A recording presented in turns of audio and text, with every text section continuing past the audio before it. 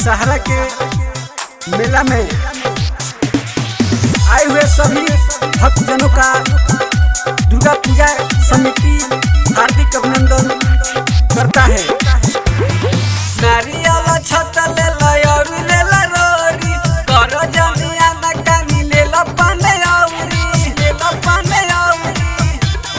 ए हो नारियल छत ले और ले रोरी कर जमिया न कानी ले पाने औरी अब चली गए हम भोरे भोरे हाँ भोरे भोरे सब पर साथ ले थोड़े थोड़े घूमल जाई मेला गोड़े गोड़े हाँ सब पर साथ ले थोड़े थोड़े घूमल जाई मेला गोड़े गोड़े। Music by Rajesh Yadav. हाँ सभी भक्तजनों से निवेदन है दूरी बनाए रखे, मास्क लगाए रखे और ढाका धूप न करे। पता चलल जरूरी बा सुना अपन मजबूरी बा भाई पता चलल जरूरी बा सुना अपन मजबूरी बा दूर हटिए जाई दुख घटिए जाई भीड़ हटिए जाई हो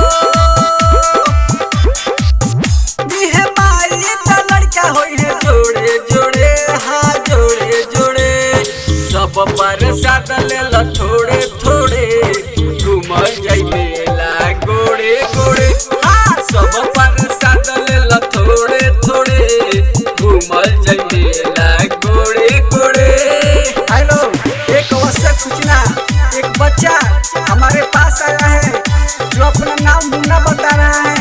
जिन माताओं एवं बहनों का ये बच्चा है कृपया आप माँ दुर्गा के पंडाल पर आकर अपना बच्चा ले जाए। माई के महिमा महान हटे दर्शन कैला से मन ना हटे होने का ठीक होता है हाथ जोड़ो। माई के महिमा महान हटे दर्शन कैला से मन ना हटे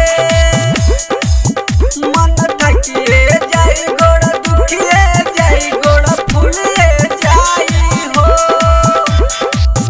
चल खाला समोसा तू जोड़े जोड़े हाँ जोड़े जोड़े सब पर साथ ले थोड़े थोड़े घूमल जाई मेला गोड़े गोड़े हाँ सब पर साथ ले थोड़े थोड़े घूमल जाई मेला गोड़े गोड़े।